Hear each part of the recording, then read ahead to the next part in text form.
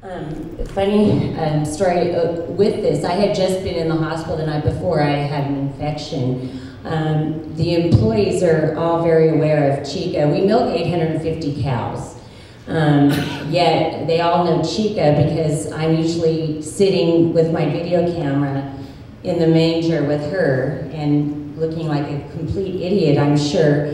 That they had already known Chica, and they were so nervous to tell Tony, and then knowing I had been sick and I went out there not feeling well and did that video, I probably had received well over 100 condolences from dairy people as well,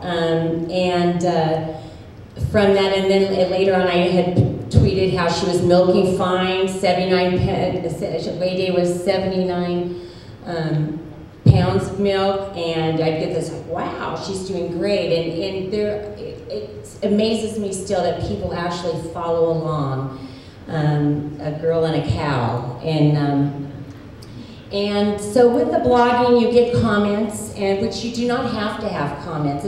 Blogging is free. You go on to WordPress. It's a very simple tool. You can easily sign up and add your own little things on there, and you can add to it as it goes along. I still really don't know a lot about it. You know, it's that easy. You just kind of put it on there. I do allow comments. I wanted comments, and I was fearful. I don't have time for negativity. I don't have time for a lot of this stuff. But I know the importance. It's our product. I mean, like in any business, you have to promote your product. So I see the value in it, but I still work, I still have my family, there's laundry and everything else that you have to squeeze into your day. So I try to post once a week. There's some people that post every day, twice you can find what's comfortable for you. For me, once a week, does it. You know, people that post more, I probably wouldn't follow that. I look at what I look at. I mean, if you're posting continuously, after a while, people just start looking over your name. So sometimes a week gives it like, oh, what did she have to say this week? But I do allow comments, and as fearful as I was of those, the first time I video blogged, I spent the whole day with my husband showing him. Poor thing, he saw that video 100 times that day. I'm like, should I do it? Should I put this out there? And I was, you know, sick to my stomach, exposing yourself. But I've really, for the most part, I've always received very positive comments. I did receive a non-positive comment, which my friends defended me on. I finally emailed her directly and said, you know, let's agree to disagree, and my blog is my blog, and I don't want the negativity. I also received a negative comment calling me the goddess of death. I deleted that one, because you have the power to do so. I have to say, I'm a sensitive woman, and I was hurt, feelings, not from her words, but I finally knew what discrimination really felt like, and I was discriminated just based on the fact that I have a dairy farm. And that's hurtful, because she had no idea who I was or what I was about or what we do, and to be called something so negative, it hurt for a minute, and you move on and you think, well, I've obviously touched a chord somewhere. So not to go, I want you to ask questions. So, sure. I just want to say something about this situation that Barbara's talking about. As dairymen, we're in kind of a battle that's much like a presidential election, in that there are Democrats and Republicans, and we're not going to switch the Democrats to become Republicans, but who we're after is the undecided, and there are a lot of undecided out there, so we don't need to engage the wackos. You know, you just ignore them and they go away. So it's, you know, if you start blogging or you start participating, you're not going to get attacked by, you know, the whack jobs. They may come and try to disagree because they're doing exactly what we're trying to do, is counter the argument. So they're coming to you and trying to counter your information to promote their agenda. So there's nothing to be afraid of. They're not coming to your house. Just ignore them. That's right, and you do what is comfortable to you. You know, this is me and the cow. I had a dairy farmer tell me, he goes, "What you're doing is so against my grain. Why would I expose myself like that?" And I said, "Well, you know, I think it helps." And he says, "What are you going to do if that cow dies?" Well, I explained it died. Yeah.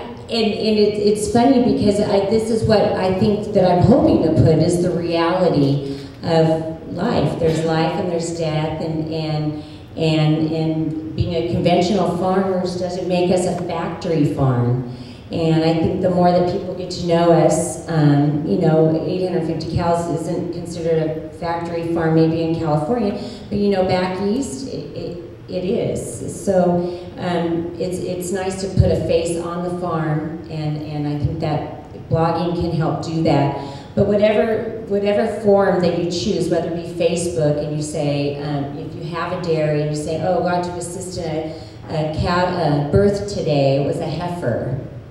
You know, you'll be surprised at the comments that you'll get for that, or twittering something, and that's social media, and that's getting our message out there. So I think we should open it up for questions. We'll just scroll through a list of groups, you know, just so people can get an idea of all the different groups, you know, that you can belong to. I do also have a fan page, which I have my Facebook is just under my name, Barbara Borges Martin, but then I have a fan page, and I have, you know, more fans than I actually have friends, because anyone can be your fan.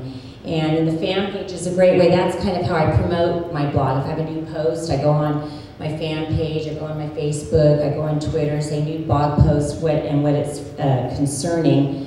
And I do participate in some of the ag chat groups and things like that on Twitter. That also gives you more followers. And that, though, for me, it's really not about, I just want the message out there. I can care less how many people are really following me. It's not a competition to me. If I can touch one person, I was at the farm show, and I had a 13-year-old boy was looking at me kind of oddly, and I didn't know why he was looking at me. I thought maybe I had a booger on my face. But he finally, his mom comes up and he says, "Excuse me, my son wants to know if you're the dairy goddess." And I thought that was just a very cute thing. You know, I'll show them. And but I mean that just to me, I'm just me. I'm nobody. And so I thought that was very, very flattering and sweet. And he asked how Chica was doing. So. And those are just some of my posts on my fan page. I was at 3:30, days going on for here. I was nervous, and you know, and then I made a post yesterday regarding the speaker tomorrow, and so those little things. And then that fan page also will go on Twitter. So if I post on my fan page, that message will also go to Twitter. So you're killing two birds with one stone. So the thing you have to understand, the distinction between a fan page and your friends is that your friends are your friends. Don't make friends with anybody that you don't know. Okay, if you want to go out and advocate and talk about issues, then set up a fan page for your business or your dairy or some group that you're involved with, and then anybody can become a fan of that group. And you can separate your personal life from your advocate life, because I don't want my followers of dairy looking at pictures of my kids and seeing that I'm drunk at some party or whatever, right? I mean, Facebook is all about drunk pictures, so you'll learn that. It's all about drunk pictures. So somebody else posts them, by the way, not you. So this is the problem with Facebook. So anyway, if start with just your friends and have communications, but if you feel like people are wanting to get more information and you want to go further down the road of talking to a wider audience, then either join some fan pages and communicate that way, or if you want to control one, start your own.